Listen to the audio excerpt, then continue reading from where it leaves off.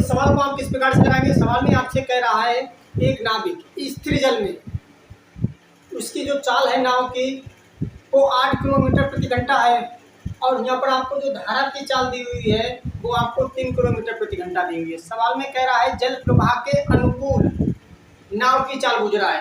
अब ये सबसे पहले हम क्या करेंगे, हम जो बाई मानेंगे वो आपको कितने दी हुई है, 3 किलोमीटर प्रति घंटा, जो आपको एक्स मतलब आपको जो नाव की चाल दी हुई है वो आपको 8 किलोमीटर प्रति घंटा दी हुई है।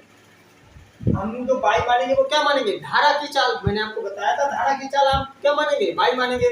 और जो एक्स है वो कौन सी चाल मानेंगे, जो नाव की चाल होगी।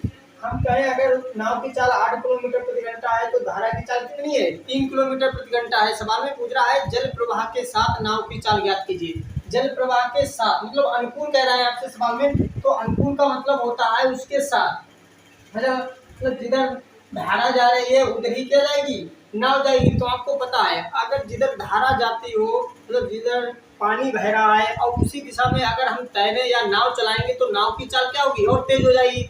तो हम क्या करेंगे, इन दोनों को जोड़ देंगे। धारा के अनुकूल बता रहा है, तो अनुकूल का मतलब होता है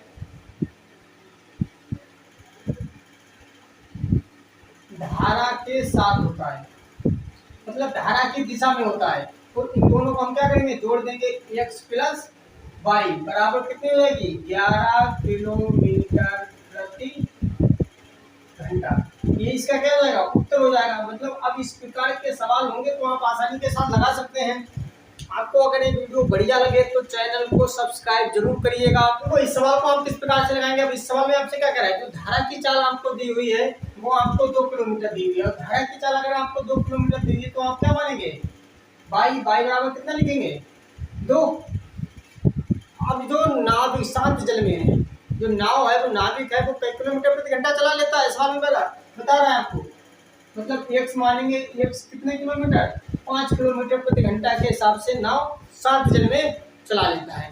सवाल में पूछ रहा है धारा के साथ नाव की चाल क्या होगी। तो धारा के साथ आप क्या करेंगे, इन दोनों को जोड़ देंगे, मतलब एक्स प्लस वाई, तो इन दोनों को भी आप जोड़ देंगे।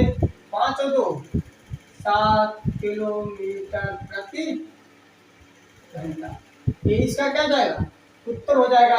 अब आप बताइएगा कि अगर आपसे इस प्रकार का सवाल पूछ लिया जाता है पेपर में तो आप लगा के आ पाएंगे या नहीं लगा के आ पाएंगे। तो अगला सवाल देखते हैं।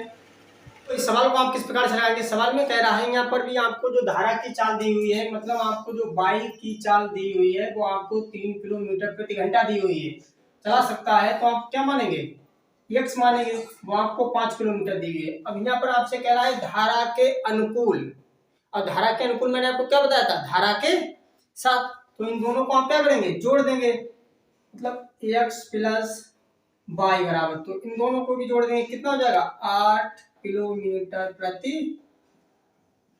घंटा। अब इस सवाल को कौन नहीं लगा सकता, मतलब अगर आपने बढ़िया तरीके से एक क्लास देखा है तो आप इस सवाल को तो चंद सेकंडों में लगा सकते हैं।